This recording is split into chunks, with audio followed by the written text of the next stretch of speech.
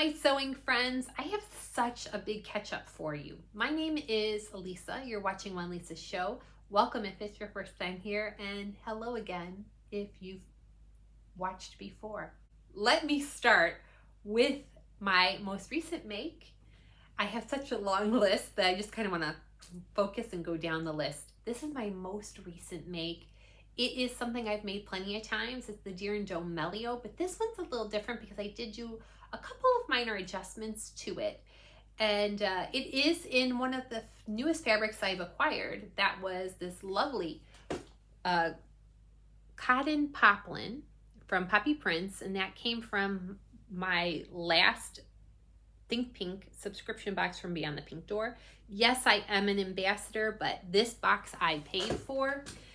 And we got a couple of things to talk about Beyond the Pink Door today because I have a fabric haul too, so I can't wait to share that with you. I knew when I saw this fabric because it had these awesome drawings, and it kind of was very reminiscent to me of like some tarot cards and Halloween, and just I guess how you look at it, it could be perceived very differently, but to me it looked like tarot card drawings, and we're entering spooky season. That's what everybody tells me we call it now.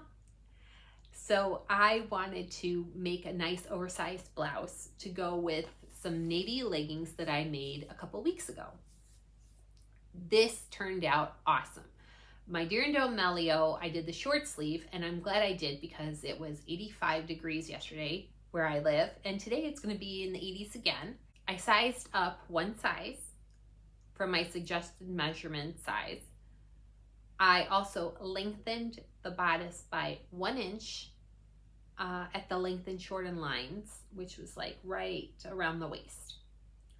I used bias tape for my hem, and I did the full dipped hem, curved dipped hem. The reason why I use bias tape is it would help. Number one, I like the finish. I think it looks cool. It adds a nice feature if people see the hem on the other side. The other reason why I did it, it does help preserve the length a little more. And I only had some navy blue bias tape, but I had plenty. So I used that, and I actually like how that looked. It's a little bit of a contrast. So it is a nice design feature as I am wearing it out fully, not tucked in right now with these leggings. So awesome fabric that I just got. It's rare that I want to use it up right away, and I did. And I did get some buttons from Hobby Lobby. I'm not so pleased with Hobby Lobby's selection, at least my Hobby Lobby anyway. It seems like this is their opportunity to ramp up buttons and zippers and fabric and patterns, and it's like there's less and less. I know in my gut and in my heart there's not less and less sewists out there or people looking for sewing project supplies. And I'd hope that it's not a matter of the internet is just taking over for everybody and nobody's buying local. I can't believe that. So this is such a good, fun project. I did do French seams all throughout. It's a fun project that can take a little bit more time, but it came together so nicely, and I know this will last me a good amount of time. Next up, I'd like to share some fun fabrics that I got. Everyone loves a fabric haul. And this came from Beyond the Pink Door. This is actually fabric that I ordered before I was a brand ambassador. I am part of the Sew Inspired Ambassador team at Beyond the Pink Door, but I love their fabrics. I love Andrea's fabrics so much that I shop anyway from there. These were items that I purchased before shipping resumed to the US. When she had to pause shipping, she had a sale, and I purchased a bunch of fabrics because I had a gift card from Big Daddy, and I wanted to use it and asked her to put everything off to the side and not to ship it until shipping resumed, and then if there was going to be additional for the tariffs or for shipping, she could just send me an invoice. And so I finally got that fabric, and I actually had forgotten what I bought because it had been a bit and other things had happened, and I just kind of forgot, but there was a good sale and I had a gift card. So I did do some impulse purchasing, but I'll share with you the fabrics I did get. When you purchase from her, there's always something in the package, and she now has these postcards that say thank you, and it says Beyond the Pink Door and her name Andrea. But on the back is a nice index card for notes, and it's lined and it says notes, and it's such a smart, clever idea because I could make notes, leave it with the fabric and then put it in my stash. So it's really a helpful tool, but it's a great way that it's not just waste. It's something you could use, and I will use, because I am a note taker and I also make to-do lists like crazy. And I'm looking at my laptop right now, and it has my email that I wrote myself last night about what I want to talk about today. So I have, it's like a little electronic to-do list.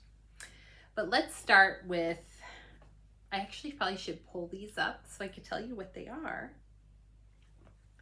This is a Nerida Hansen, and this is a viscose, and I have a lot of it, like 2.5 meters of this, I think. And it's just a fun print. It's very geometric and it's darker colors, but I feel like these are colors that will be popular this fall. I don't have any plans on what to make with this, but it's a great print. And if anything, I used to have a pair of pajama pants that looked very similar to this. My sister gave them to me for Christmas years ago when I was in college, and I really liked them, but I have since gained some weight and they don't fit anymore, and they are cropped, and I kind of like a longer pajama pant now. They don't fit me. I actually gave them to my niece because they fit her. So I am wondering if these could be great pajama pants to kind of replace that. And I know the reason why my sister gave those to me, and this fabric is very similar looking to it, because I loved in the, I don't know if it was the late 90s, early 2000s, there was a BBC show called Coupling, and I loved that show. It was kind of like a British version of Friends. I watched it all the time. Where I live, it was on WTTW, Your Window to the World, PBS. And we all watched that show. We loved it. But the graphics on that show were similar and reminded her of that fabric reminded her of the graphics. So this also does. So that was our coupling flashback. Next up is a rayon from See You at 6, and this was marked down, and this is my first See You at 6 fabric, but again, it had fall winter colors, and I know chocolate brown, and I think the greens, the earthy greens and deep purples are all colors that are going to be popular, they're saying, for fall. Not that I really care too much of what's in. I wear what I like and what I want, but this did look really neat to me. It was interesting. I loved the details. I loved the size of the print. And so I think I got a bunch of this as well. And this is See You at 6. I've never had a See You at 6 fabric, but I think I'm in the point with my sewing that I can trust myself with a little bit better quality fabrics now. We'll see what I make out of this. I think it would be a lovely dress, but I also am privy to some blouses because I never have enough. Never have enough blouses in my life. This is another Nerida Hansen, and hopefully I'm saying it right. This is an Eco Vero viscose, and it's called Anamura Floral. And I think Andrea had a couple of colorways with this print. And this is also a viscose. I think she had a couple of colorways. It's very drapey, but it feels like a thicker viscose, just like the other one I showed. It's got substance. But I love these colors, and they're bright and bold. And I wanted to do something different and try different things, but I absolutely think that's stunning. So I had to help myself to it. This would be a good dress for sure. And then finally, This is a cotton poplin, and it's a little bit of a thicker, stiff cotton poplin, and I don't remember what the name of it was, but it had a very vintage retro vibe to it. Kind of reminded me of late 60s, early 70s, and I saw it and I liked it, and it's a huge print. It's a huge print. What will I do with this? I don't know, but I absolutely love all the flowers. Kind of gives me a partridge family vibe. And it's a cotton poplin, so it is a thicker, stiffer fabric. After I give it a nice pre-wash, we'll see how it flows, and then I'll determine if I want to make a shirt dress or if I want to do like another one of these, because I think this would be fun with this, but maybe in a long sleeve. I'm not in a rush to use any of these. They just all looked beautiful, and I decided to get them and use my gift card because I had been holding on to that since Christmas. So I'm really happy to be ready to use them, and I did. Yesterday was Saturday, and it was such a busy day. We started the day off, Penny and I went for a walk, and I don't have any video of that, but we went for a walk, and then we went to my church because it was the first Saturday in October, and that is a saint feast day. It was St. Francis of Assisi's saint day, and they did a pet blessing. So all the animals gathered in the parking lot, and my priest came out, said some prayers, and did a blessing. And so Penny did get a certificate for getting blessed, which we go every year, but we got another certificate. And then also she got a little goodie bag, and that's something I wanted to share with you. One of the things in the goodie bag was a bandana. And it dawned on me, this is nice, it's cute. It actually was a gift from, they had a lot of advertisers that put in gifts for the goodie bags. So there was like little samples of dog food from one of the pet supply stores. There were like treats from different veterinarians in the area. This was from the funeral home in my area that does pet cremations. So they had their flyer wrapped around this, and it was very clever, but it dawned on me, why? This is not my style. So I'm rough to say that this is not Penny's style either. But why am I not making my dog matching bandanas for the things I wear and make? I know I've made her a couple of tops out of scraps. I've made her a little dog jacket, which I need to make her another one for winter, this winter, because the other one's pretty worn. So I've made her a couple of things through the years. I've made her leashes, and I probably should do a video on how I make my dog's leashes, because you could always use another one. You never know when you're going to need a leash. But I never make her bandanas. So I'm going to use this as a template. So I have a nice size, because I checked and it looks good on her size-wise. And I'm going to start, if I get a nice scrap that's this size, I'm going to start making my dog matching bandanas so we can match when we're walking and doing our thing. I think it's a cute idea. As long as the fabric's soft and isn't going to bother her or be irritating to her, why am I not doing this?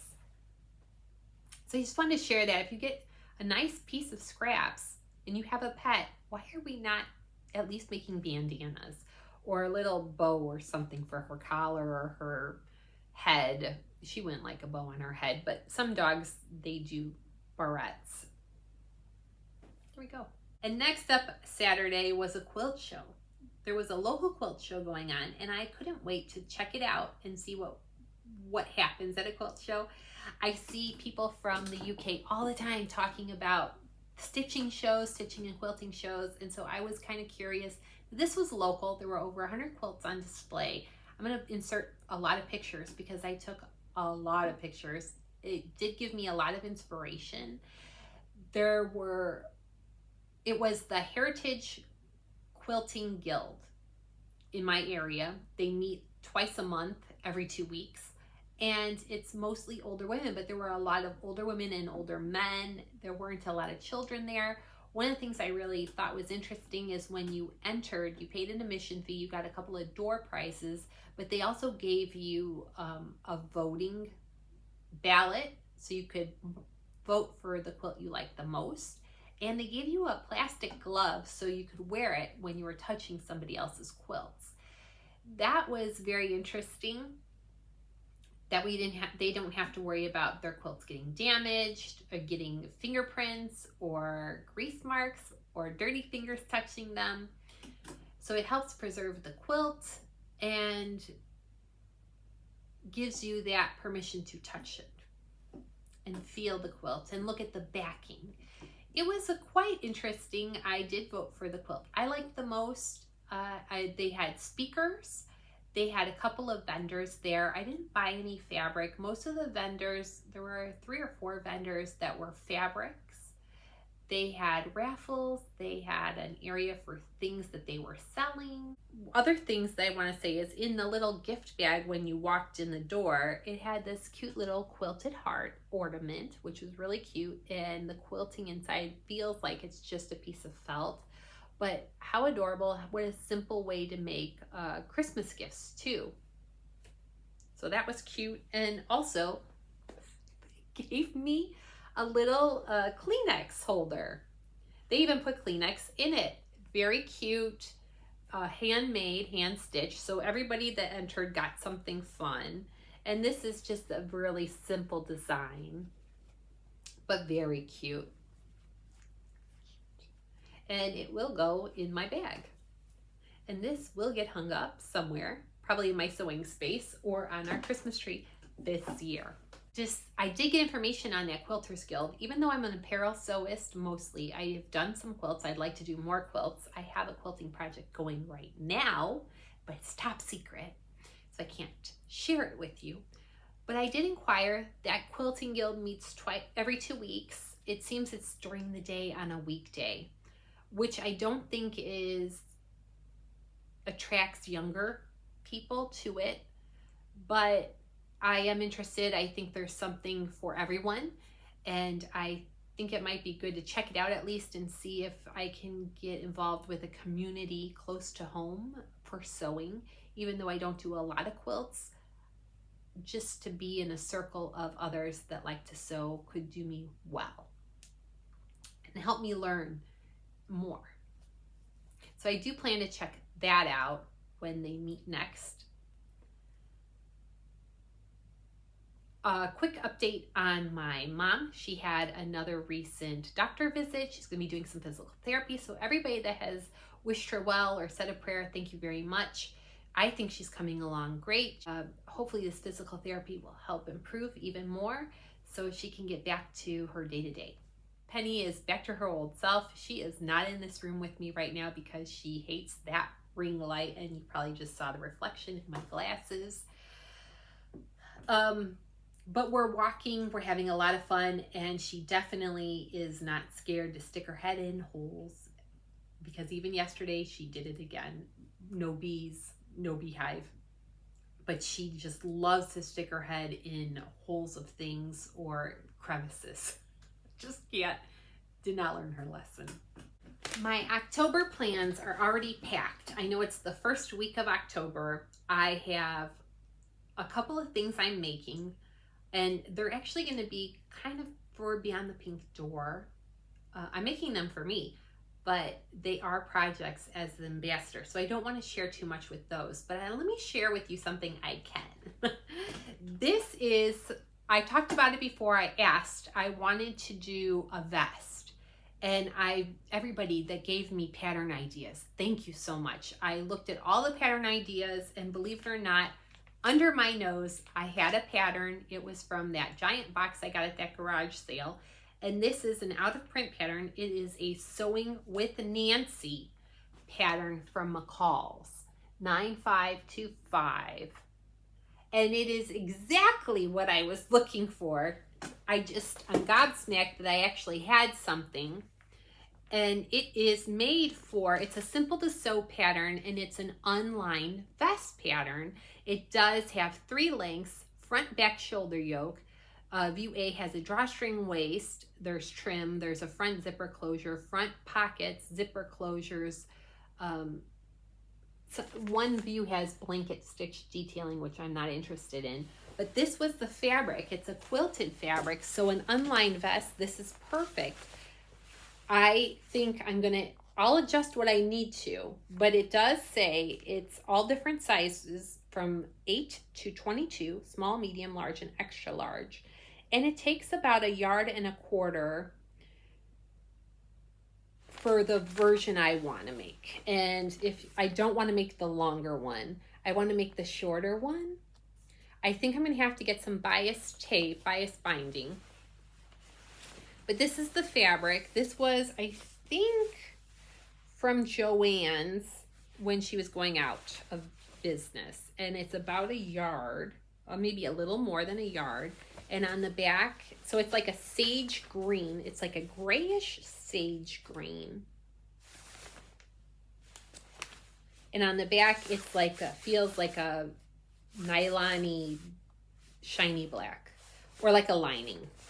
It has that nylon feel, or it's quilted, so it'll be nice and puffy. But this is exactly what I was looking for. I was looking for something that had like a collar, and I could close it with like a zip or snaps.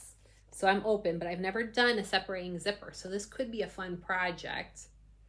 And I just thought this is the closest thing to what I was looking for. Again, Sewing with Nancy for McCall, Nancy Zeman, 9525. If you don't live in the U.S., you may not know who Nancy was. Back when I was a child in the 80s and the early 90s, growing up, there was a show called Sewing with Nancy. And Nancy is right here. And she would show how to sew certain things.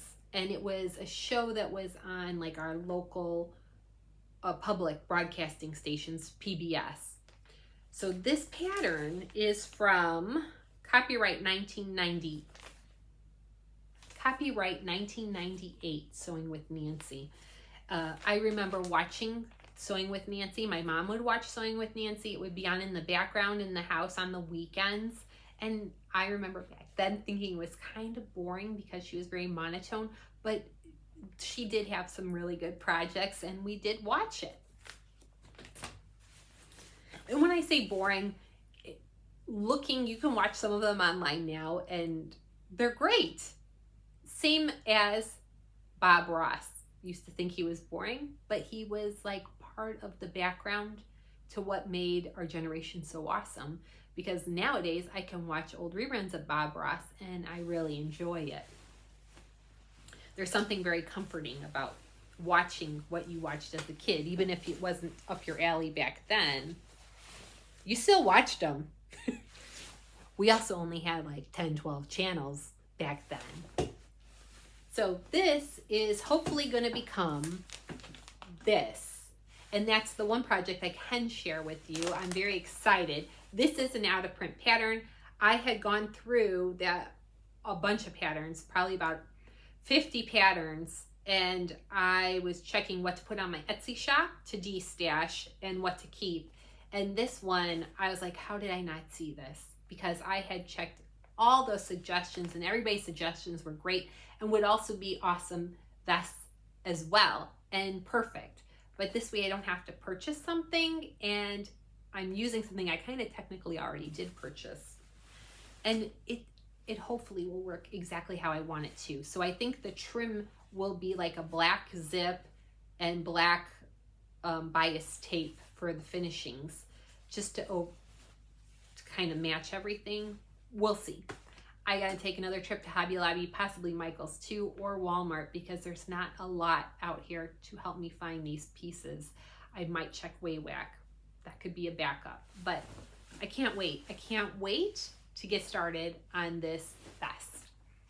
That's my main sewing plan that I can share with you for October. We'll see how it goes. And I think that's all I have to share today. I hope you do something creative wherever you are in the world. And if you found some value in this video, please give me a thumbs up, a like, whatever the kids say. And consider subscribing if you haven't done so already.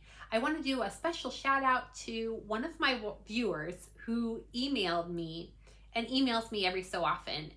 Tina, thank you for your emails, because although not all of my viewers comment, some of them will send me an email, and I really appreciate it. I love making the conversation more real. Thank you again for watching. Have a great day. Do something creative wherever you are in the world, and I will talk again soon.